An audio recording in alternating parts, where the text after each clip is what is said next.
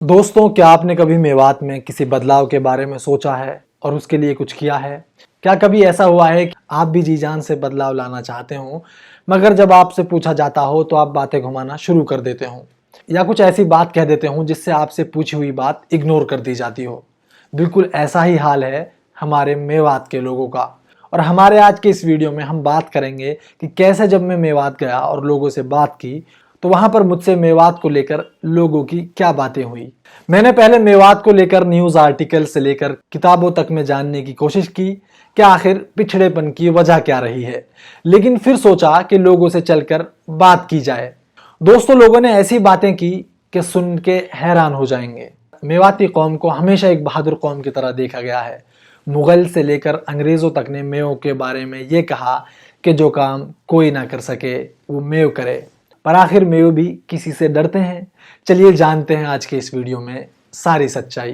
दोस्तों, सबसे पहले मैं गया फिरोजपुर झिरका। वहां लोगों ने पानी से लेकर खूनी रोड तक की सारी परेशानियां गिना दी। हालत रोने जैसी हो गई, लेकिन उन्होंने अपने पसंदीदा नेता को इस चीज से बिल्कुल इतर कर लिया कि गलती उसकी नहीं है। वो जानते हैं कि परेशानी है, पर वो अपनी मर्जी से तय करना चाहते हैं कि कसूरवार कौन है। आप इस क्लिप में देखिए कि ये भाई क्या कहते हैं। सरकार है ये ध्यान नहीं कर रही है जी।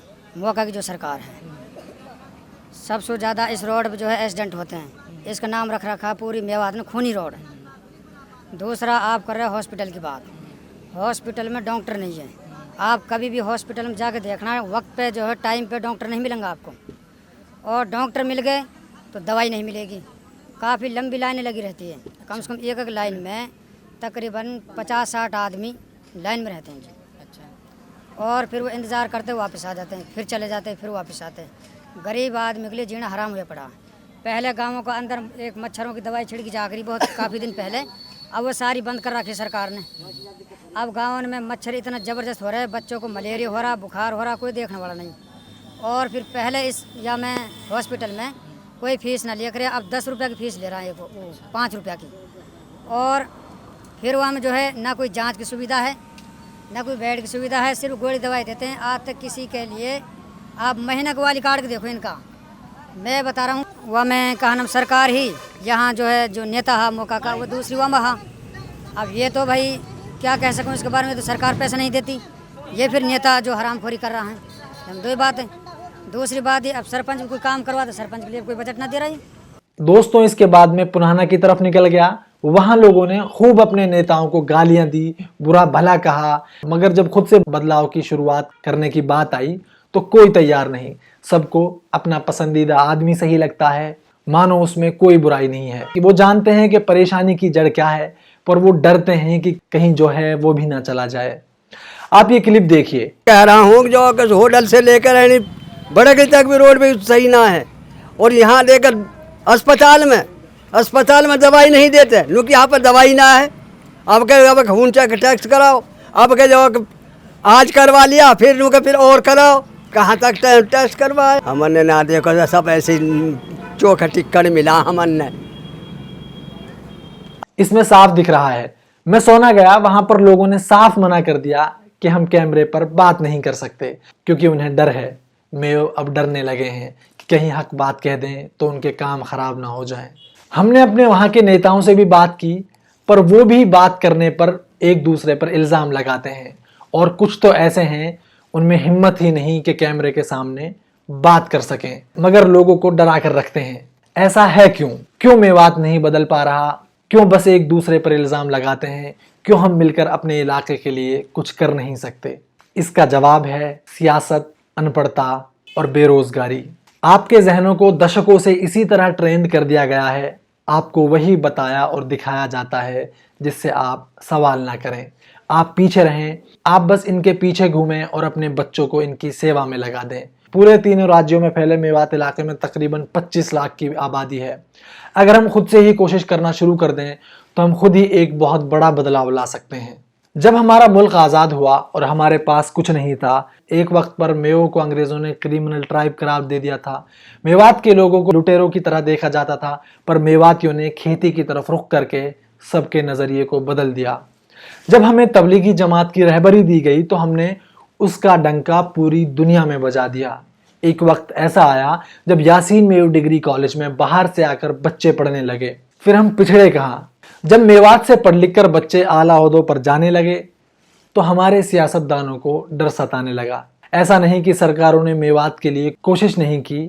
जब आप आंकड़ों और सरकारी स्कीम्स को देखेंगे तो आपको पता चलेगा कि सरकारों की स्कीम्स में जमीनी स्तर पर कितने बड़े भ्रष्टाचार हुए। अभी हाल ही में आप न्यूज में देखेंगे कि मिड डे मील में कितना बड़ा भ्रष्टाचार हुआ। टीचर्स से लेकर और दूसरे तमाम कर्मचारी उस घोटाले में शामिल रहे।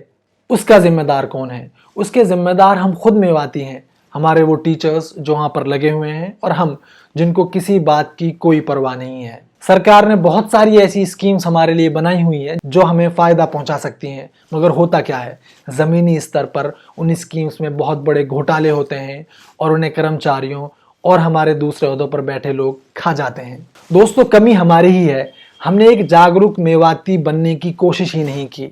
हम कभी अपने हक के लिए नहीं लड़ते। अगर मेवात का हर शख्स मेवात की तरक्की के लिए 1-1 रुपया दे तो हम एक दिन में एक बड़ी इमारत की बुनियाद डाल सकते हैं।